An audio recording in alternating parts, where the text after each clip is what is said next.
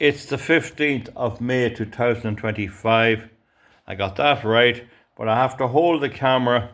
Now, I was doing a video on knurling there and my battery run out. I'm sorry about that, but it's very hard to cater for everything. So here is the knurling tool. You see the way it works? And it fits in the tool post, and there's a stiffener here that stops it spinning round. Now, the idea is that it runs against the work and creates a knurl. Okay, now here is the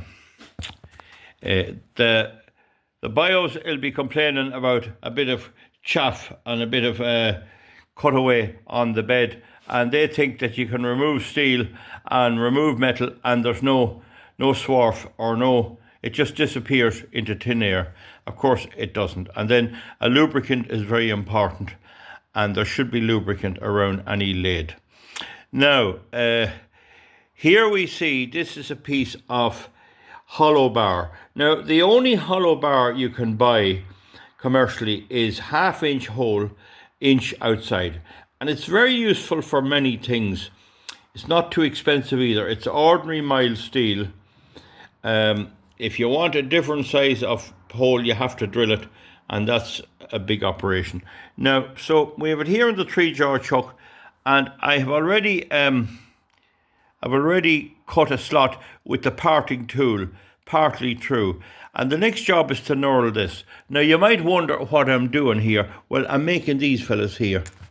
And again, understand please that it's not just too easy here holding the camera. You see, that's the thing. The last time I was trying to hold the camera so well that I forgot about the battery. Now, the camera is just underneath to my I think it's to my right here. Anyway, the thing about it is, oh no, it's to the left. There's the knurling effect.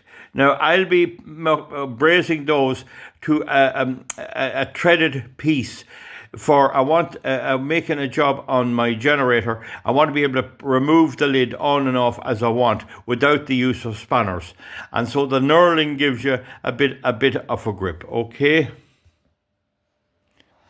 So if you see here now, I have the knurling tool set up, and I have it on the coarsest thread, the coarsest knurl.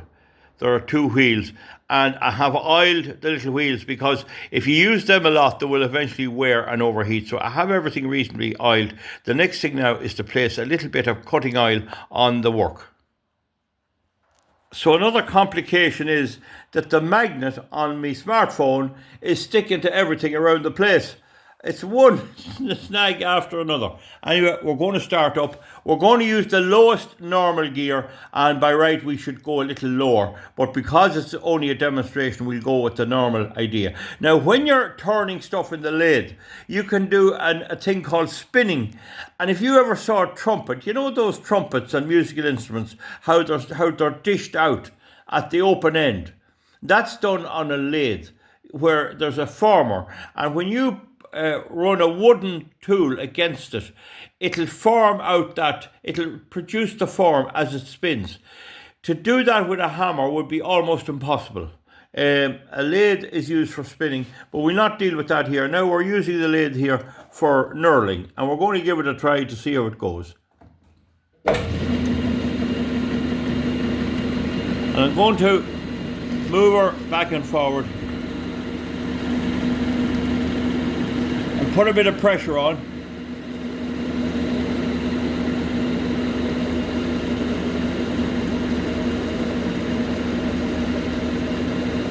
Move it slowly. I'll not use the power feed.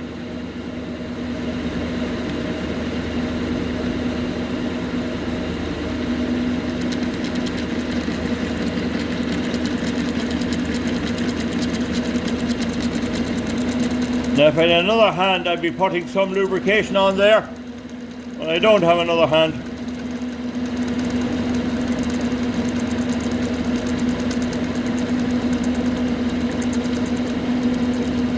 Now, the next thing I'm going to do is reverse it.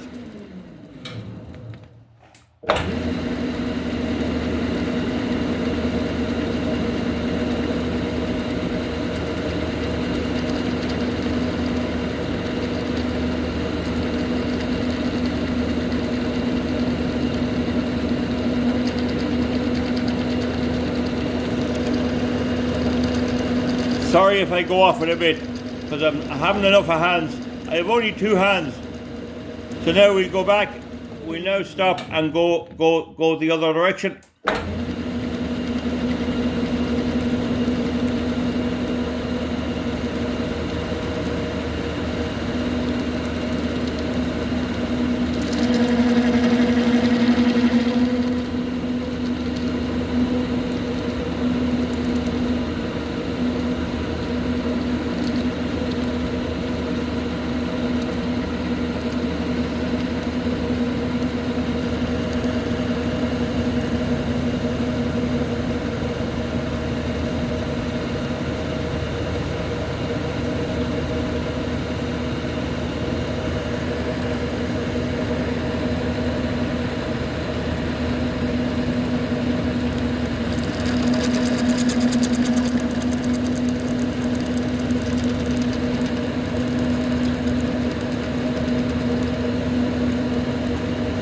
And now I'll not advance it at all now, I'll just give it a dry run over and back.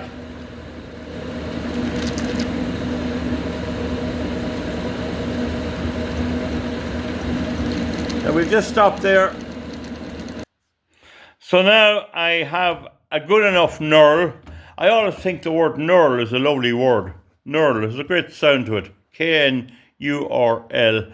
And the next job now is to part that off with the parting tool, and we'll give that a go, although it's not easy now with holding this. And I have to take another thing into account. If I leave the camera over on the tray, it'll pick up every bit of dirt and nail and any ferrous metal around, so I can't do that. Now, so I'm going to try to part off, and that's a skill in itself. So I'm putting an undersized drill in the tailstock, and I'm putting it in so that when it drops off I won't lose it, but I won't be cutting that drill bit. So we're going to start and try and part off. Now I may not be able to do the work and hold the camera, but you see the parting tool there, you see it there on the tooth post, you see the tailstock has a drill, anything up through it to catch it when it cuts off, and I have a slight set on the parting tool. When I have my knurled knob made, I don't want to be putting it back in the 3-jaw chuck to get the right contour each side. I want it straight sided. So I'll be inclined to cut into the right a bit so we don't have a bulge outward. Now the other thing about parting is, and I'll give it a wee go here, but it's not just so easy. You must not just plunge the cutter in. You have to move it over and back. So wait till I show you what I mean. You see? Yeah.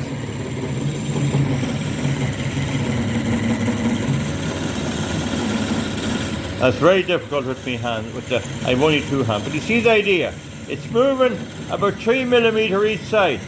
You have to take away a bit more metal than you would need apparent, because if you just try to plunge it straight in, there's no clearance each side, so you have to have it. Do you see it there? Maybe you can't see it moving. I'll try and show it to you now.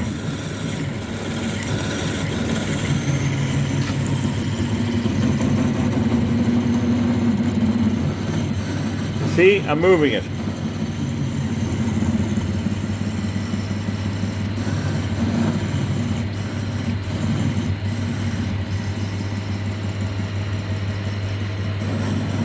See that? The camera comes a bit delayed, so that's what you have to do. See that? As you feed it in.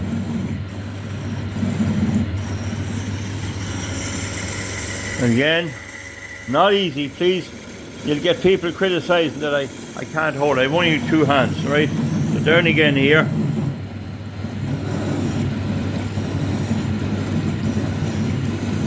You get the idea. So you have to take out a bit more material. So now the next thing now I have to do before I get cut it through is I have the cutter tilted inwards a bit. I want that concave. I want my my cutter to cut concave.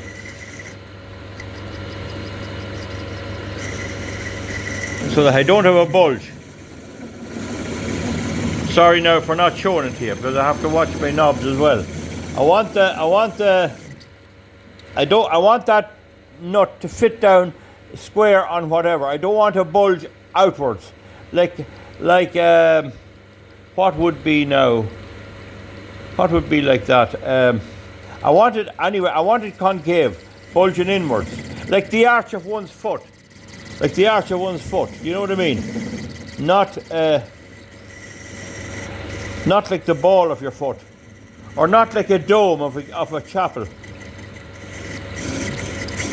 So we're going to keep at it now.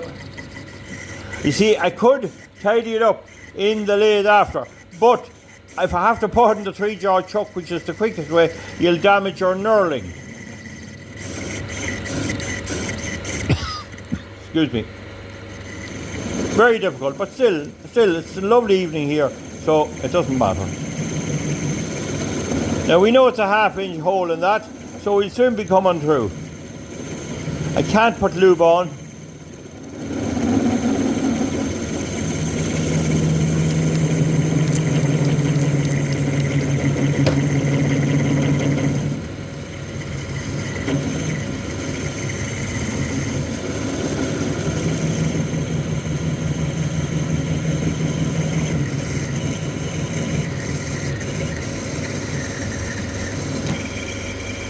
And there we have it. There we have it, folks. Right? So all I have to do is move away my tailstock, and I have my knurled nut.